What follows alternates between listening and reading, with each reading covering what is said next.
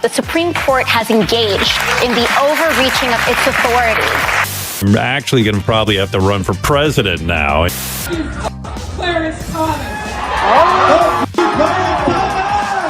Public is talking about Biden shutdown feels wrong. But the fact of the matter is the border is closed. And now 51 undocumented migrants are dead.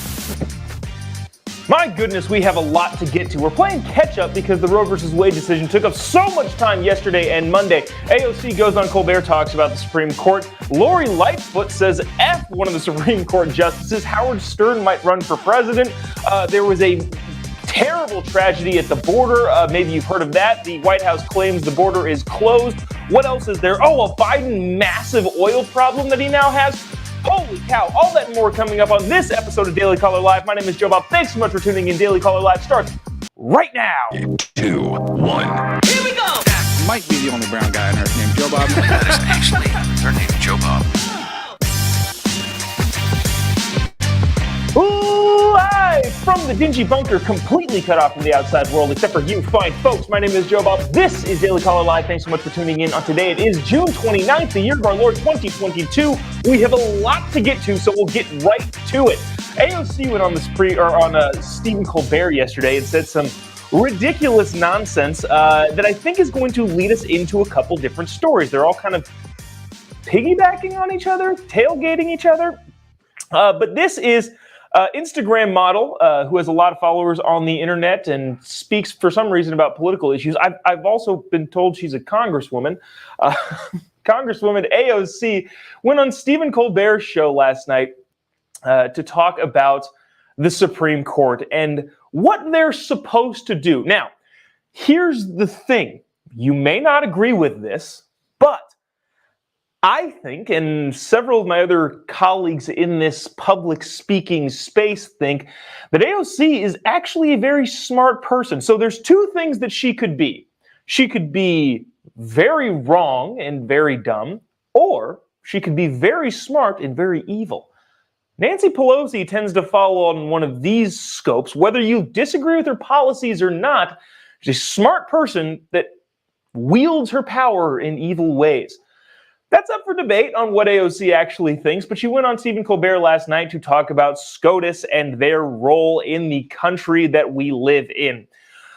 Watch this, and we'll discuss some of the funnier things on the other side. Let me know in the comment section. Do you think that AOC is smart and evil, or dumb and passionate? Check this out.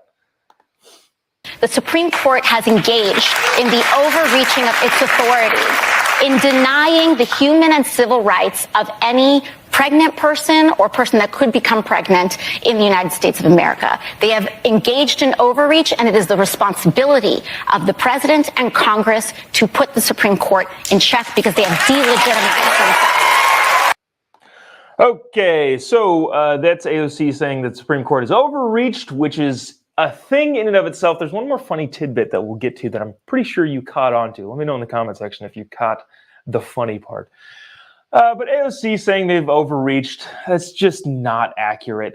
The problem is a bunch of people that follow AOC, the Instagram model that also happens to be a congresswoman, are going to believe that sort of thing and say, yeah, they've overreached. No, the Supreme Court just ruled in whether or not the Constitution stipulates that abortion is a right. It does not. What they basically said is 50 years ago when it was decided that it was a bad decision. Now, even pro-choice people pro-choice legal scholars would agree, yeah, Roe versus Wade was kind of on some not really great footing to begin with, but we didn't like it being overturned, and that's fine. But the reality is the Supreme Court did not overreach, as AOC said. They did their job. And for Congress and the president to then legislate the separate co-equal branch of government that is the Supreme Court would be overreach. I don't know if she's dumb and passionate or smart and evil. One of those two things is happening, and I'm not entirely sure which is which. Kenny got it on the nose. Pregnant people, commonly known as women. That's the other funny thing that she said, in case you missed it. pregnant people, people who may become pregnant. That's another whole thing in and of itself. Yesterday, we played a Kamala Harris clip in which she said, my mother was a woman. My grandmother was a woman. To which the obvious joke is, yes, so is literally everyone. But also, what is a woman? Well, AOC doesn't seem to know because she continues to say pregnant people or people who may become pregnant. Hey, I have a question, AOC. How do you know that those people define themselves as people? How do you know they don't identify as cats? Celestial being, inhabiting, human body, person that might become pregnant. Maybe you're not being woke enough, Miss Instagram model. But that brings us to this, and I wanted to get to this early. You know what? Yeah, we'll go here first. This is Howard Stern on the radio yesterday. Sorry, the radio on Monday. Donna says, I think she's dumb and evil. Yeah, there's some funny comments here. Smart and evil. Yeah, that's what I think, Joseph. Joseph says smart and evil. Ignorant and stupid, says Marvin. Yeah, again, it's up for debate. It's either AOC is smart and evil / cynical or dumb and passionate. Not entirely sure which one. But getting to this is Howard Stern. Are you familiar with Howard Stern? He's the biggest talk show personality probably on the planet, but I'm going to leave some room for, I don't know, maybe there's a big time talk show person in India because they just have more people. He definitely makes more money than any talk show person on the planet. But on Monday, he took to his show to say that he might run for president. Now, I don't know how serious he was. We're going to listen to his clip in just a quick second. I'm not entirely sure how serious he was, but we're going to take it seriously and extrapolate what he thinks. Listen to this from one Howard Stern on his radio show on Monday, talking about whether or not he should run for president of the United States and what he would do if he were the president. Check this out. I said to Robin, and I hate to say this, but I said to her, I'm actually going to probably have to run for president now. And she goes, and then my wife... I was trying to push him into it earlier. Now he's reluctantly stepping up. Well, now it's very hard to have a Supreme Court that has openly lied. Now, you don't mind if I lie to you or Robin lies to you, but when the Supreme Court goes into lying publicly, it really does undermine everything. I am going to do the very simple thing that'll set the country straight. One vote, one person, no more of this electoral college. I'm getting rid of it. All right, so again, Howard Stern on his radio show making a couple different claims. One, he's saying that the Supreme Court lied. Really briefly, we're going to go through that. The people who are on the left are making this idea that, well, the Supreme Court nominees that were put in by Donald Trump, Gorsuch, Kavanaugh, and Amy Coney Barrett, all said that, well, Roe versus Wade is settled law. I'm not going to change that. They said that in their hearings. First of all, that's just blatantly not true. They are lawyers, and they gave lawyerly answers that basically said, I'm not saying what I'm going to do or what I'm not going to do. If you look at the language that they used in those hearings, that's clearly evident. And at the same time, it wouldn't even make sense for them to do that because any good justice or any good judge isn't going to prejudge any sort of trial. Ruth Bader Ginsburg, the paragon of liberal justices, even said the same thing throughout her career. Look, I'm not going to tell you how I'm going to judge before I hear all of the evidence. So that argument just doesn't make any sense because as the Supreme Court is sitting in front of hearings in front of the Senate, those three justices and really all of the justices, when asked how would you rule on Roe versus Wade, can't answer the question to begin with. So that's a moot point. Howard Stern also, if you were listening, said, I'm going to get rid of the Electoral College. One vote equals one vote. Okay. This is a big talking point on the left constantly, and if we're going to take Howard Stern seriously, which I think we should start there, Howard Stern is a public figure and makes his living by gaining public attention. So with that, I think this is a publicity stunt. Now, hypothetically, let's say that it's not. Howard Stern somehow, some way becomes the president of the United States. Well, Mr. Stern, that doesn't mean you just get to change the Constitution. I don't know if you know this, but the Electoral College is enshrined in, I believe it's Article 2 of the U.S. Constitution, which means you need to have a constitutional amendment to change the Constitution. The president can't just do that. It's not possible. But even there, even if that hypothetical situation exists, 1, this is not a publicity stunt. 2, Howard Stern suddenly becomes the president. 3, somehow, some way, the Electoral College gets removed and it's just strictly to a popular vote. If all of those things were to happen, that still doesn't mean that Democrats are going to win. What you've effectively done is you've changed the race, but I would be cautious of Democrats and liberals on the left making the case that getting rid of the Electoral College would absolutely mean that they would win elections. Yes, there have been elections in which the Republican candidate has won the election, but not the popular vote. But you're running the race in the system that is an Electoral College. If you run the presidential race in a system that only does popular vote, there's no guarantee that the massive amounts of Republicans in California, the massive amount of Republicans in New York, and the massive amount of Republicans in these deep blue cities like Chicago, San Francisco, in all of those areas, even though they're deep blue, there's no saying that they're going to come out in fuller force. Right now, I know a lot of people in California and New York specifically that kind of like, my state's going for the Democrat president anyway, so I'm not even going to bother voting. Those people are all going to vote if it's a popular vote. The presidential campaign is run completely differently if you remove the Electoral College. Not to get into all of the reasons why you shouldn't do it, but I'm just saying if this is not a publicity stunt, if Howard Stern becomes the president, if he somehow gets rid of the Electoral College, all I'm saying is that's not a guarantee that Democrats are going to win. And it's a dumb assumption to make to think that they would. Let me see. Louis says, I liked Howard Stern a long time ago, but now he's hated, one of those publicity stunts.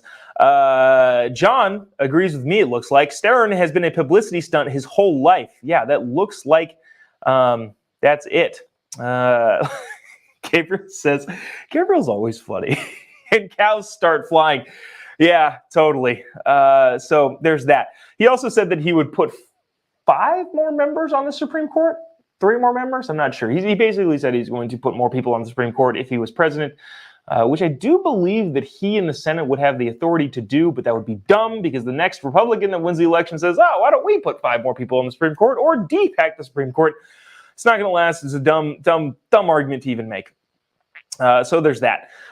Speaking of the Supreme Court, though, this is just a clip that I wanted to get on and play because it's been making its way around the internet. And if you haven't seen it already, it's pretty not awesome and not becoming of a mayoral candidate. This is Mayor Lori Lightfoot engaging. I thought this Chiron was funny. Engaging in some black-on-black crime in the city of Chicago. Unfortunately, not a shock. Lori Lightfoot was at, I think, like a music festival and took the mic for some reason. If you have a music festival, why are you letting the mayor of a super partisan city and big divide in the country get a microphone on your stage? Weird. But anyway, this is what Mayor Lori Lightfoot said of Supreme Court Justice Clarence Thomas at a music festival. If you haven't already, there's a ton more of you watching than click the like button. Click the little like button, the little share button thing. Really, really would appreciate it. Helps us continue what we're doing wherever you're watching this, YouTube, Facebook, Twitter, any of those. Would really, really appreciate you doing so. And because people would like to see clips like this.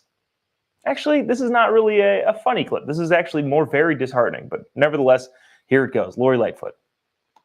If you read Clarence Thomas' concurrence, he said, thank you, Clarence Thomas. Oh, Clarence Thomas! He thinks that we are going to stand idly by when they take our rights.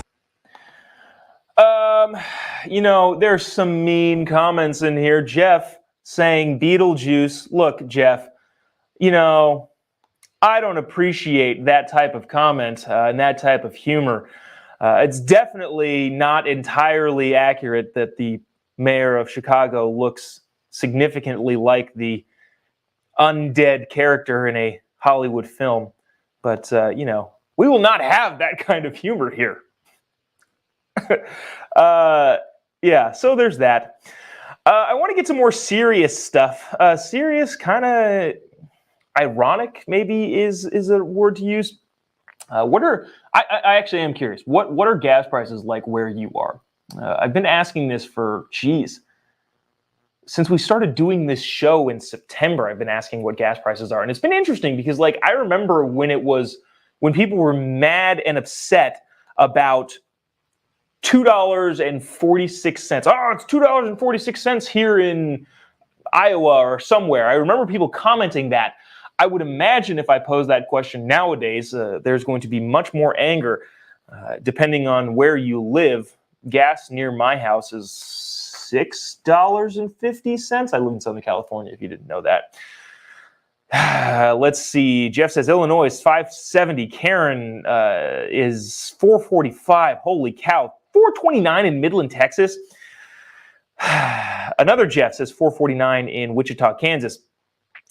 Biden has another oil problem on his hands. Now, I want to get into this. We're going to get into this because I feel like this is something that I feel like everybody needs to know, especially when out and about, because when you're at a family barbecue, a neighborhood get-together, a community event, gas prices are going to come up. Literally everybody talks about it. And whether or not it's cliche or not, somebody's going to bring up gas prices. And you're going to say, yeah, gas prices are super high. If the conversation arises, this is all information that I think you need to know. Here's President Biden. I believe this was Friday. 670 in California, says David. I believe on Friday saying this. Watch this. Look, we need more refining capacity. This idea that they don't have oil to drill and to bring up is simply not true. This piece of the Republicans talking about Biden shut down fields, wrong. 9,000 of them, okay? So then we ought to be able to work something out whereby they're able to increase refining capacity and still not give up on transitioning to renewable energy. They're both with. Okay, so President Biden essentially saying, no, the talking point that I'm having anything to do with gas prices is totally untrue. Now, yes, we'll give him that the president doesn't set gas prices. He's not doing this specifically to hurt the American people, probably. But like Senator Josh Hawley said in that hearing with the transportation secretary, no, it wasn't the transportation, it was the energy secretary. I forget her name. But he basically said, hey, Joe Biden did all of these things. You don't think that this has any effect on gas prices? And she was like, no. But the CEO of Chevron had some interesting things to say. Chevron's CEO, Michael Wirth, on Tuesday rebutted the White House officials' criticisms that the oil industry costs are specifically price gouging, saying reducing fuel prices will require a change in approach by the government. The White House asked the CEOs of 7 refineries and oil companies, including Chevron, to a meeting this week to discuss the ways to increase production and capacity. Now, what Biden is basically saying is that the oil companies need to refine more oil. In order to refine more oil, they need to build more refineries. Now, the CEO of Chevron made a great point. He basically said, hey, so for the last 50 years, the Democrat Party, your party in particular, Mr. Biden, has been saying, we don't want to use any more oil. We want to be completely off of fossil fuels. And maybe you think that's a good idea. Maybe you think that we shouldn't be using fossil fuels. Maybe you think we should be running on renewable energy. But the government mandating it is not the way to do it, specifically because people like the CEO of Chevron are saying, look, oil refineries are billion-dollar investments. Billions of dollars get spent to build refineries in the United States to refine the oil that we have. If your party is continuing to say we are going to get rid of fossil fuels, what incentive do we have to build new refineries? What the CEO of Chevron is basically saying is we have no confidence that you're going to allow us to use that billion-dollar investment in the next 10, 15, 20 years. The only reason we would make that investment is we have full confidence that we'd be allowed to use it to profit, because that's what companies do, but also to refine oil. If you're going to say, hey, we're going to not use oil anymore, geez, I'm not going to make that billion-dollar investment, multi-billions of dollars investments. So when Joe Biden is saying that the oil companies need to build more refineries, and at the same time saying we're going to completely not use those refineries, can't really blame them for not building refineries. But this was actually a really interesting clip floating around the internet the other day because for some reason, the entire left and the entire Democratic Party's plan, I guess, their idea of how we fix this is to go to countries like Venezuela, go to countries like Saudi Arabia, and ask them for oil. Okay, so we shouldn't drill here because the environmentalists don't like oil, but our oil consumption hasn't gone down. So instead, we will buy oil from Venezuela and Saudi Arabia, two paragons of human rights. So says the left that really cares about that sort of thing. Doesn't make sense to me, doesn't make sense to you, doesn't make sense to anybody, but that's what we're doing. Joe Biden is in Europe over the last couple of days and ran into President Macron of France, in which he says this. Now, this is going to be hard to hear, but it is a conversation that did take place, so I want to play the actual clip, and then I'll read to you what Macron said to Biden regarding his plan to go to Saudi Arabia to get more oil for the United States rather than freaking drill in our own place and not have to deal with the Saudis and the Venezuelans. Okay, watch this. Increasing the production So I got him, he told me two things. One, I'm at the maximum, what he claimed, and this is my complete commitment. Second, he told me, according to us, the Saudis can increase a little bit, but 150 or a little bit more, and they don't have huge capacities at this stage, before 6 months time.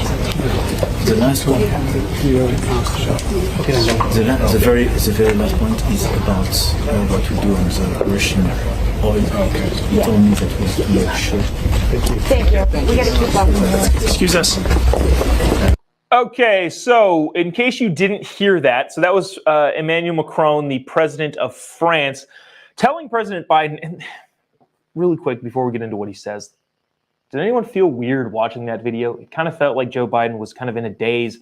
Macron was talking to him about something very important, like, hey, this is a big issue, and Biden's kind of like, yeah, I'm not really sure what you're saying, and I don't really know what's going on, but okay, cool, great. That part is scary. Macron said, I had a call with MBS. He was overheard telling President Biden at the sidelines of the G7 summit. I feel like the G7 summit happens like every 2 months. I feel like they're always at the G7 summit. Anyways, saying that I had a call with MBZ.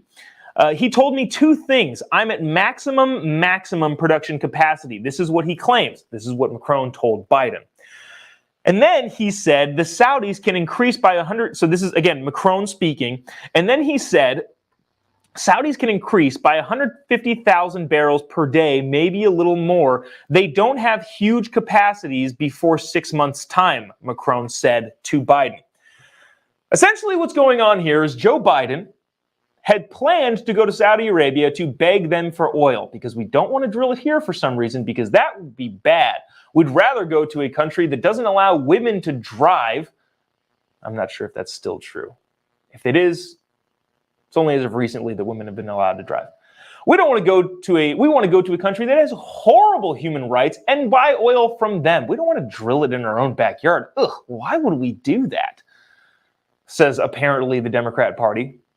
And then Macron tells him at the G7, hey, they don't have any more ability to pump oil. Now, just to put it in context, I believe, I had this here. Just to put in context of what 150,000 barrels. Okay, so 150,000 barrels more per day. That's what Macron said that Saudi Arabia can do. What does that look like in the context of the overall production in Saudi Arabia? A statement from the UAE's top energy official late Monday said the country is producing its assigned OPEC quota of 3.1 million barrels per day. So an extra 150,000 barrels, even if they could overreach their capacity and actually get to 150 barrels per day, that ain't a huge dent of what they're already doing. Again, everything in context and perspective, 150,000 barrels may sound like a lot, but it's really not in the grand scheme of how much they produce on a day-to-day basis, which is 3.1 million barrels. Let me see if there's any comments here. There's some people saying turn our pipeline back on. So just FYI, and I want to make sure we all know this, the Keystone XL pipeline is not finished yet. Joe Biden canceled the permit to continue building it. It would probably be done or pretty dang close to done at this point, which would definitely bring gas prices down. But we can't just turn it on. We can, well, we talked to, it was Congressman Pence, Greg Pence, I believe, who has a pretty tight handle on the oil situation. He said, those permits are all gone and everything is all gone now. So it's not really easy to turn back on that process of building the Keystone Pipeline. But yes, it is something that Joe Biden canceled and doesn't look like he's giving any confidence to oil companies to continue. So that is not, just FYI, when you're talking to people and you want to say, well, just turn the Keystone Pipeline back on. It's not, the Keystone XL pipeline is not built yet. Would have to continue building it to make it go. Let me see. This has been a couple days. You know what? Maybe we'll save this for tomorrow. This is the border issue.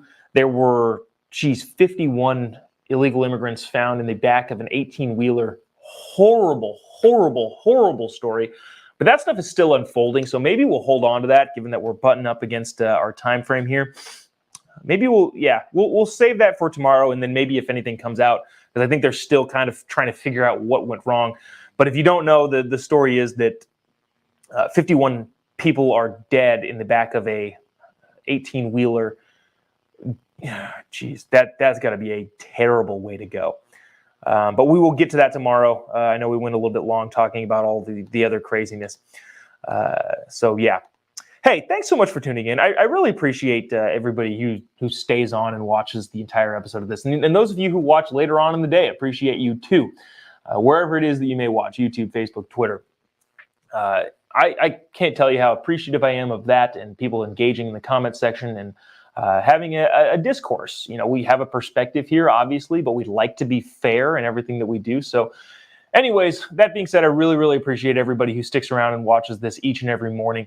And we hope to be continuing for a long time. And the best way to help us continue is if you click the little like button and click the little share button. Again, really helps us out. You have no idea how much clicking the little like button helps us out in the Facebook/YouTube algorithms. So if you wouldn't mind doing that, that would be super helpful. That's going to do it for us today. If you haven't already, give me a follow on any of your social media accounts. Just type in JOBOB. You'll pretty much be easily able to find me on Twitter, Getter, Truth, Social, YouTube, Facebook, Instagram. YouTube has gone nuts. Not YouTube the company, like the YouTube page. We've gotten a bunch of new people on there. So we appreciate that continuing to grow. Just type in JOBOB, you'll be able to find me. Let me see. Oh, Donna says, love your show. Thanks so much, Donna. Let me see. Gabriel says, thanks. Hey, man, thanks. Anyways, you can get all sappy and thanking everybody all the time, but we'll go ahead and cut it off there. Thanks for tuning in. We'll be back tomorrow, same time, same place. We'll see you then. God bless America.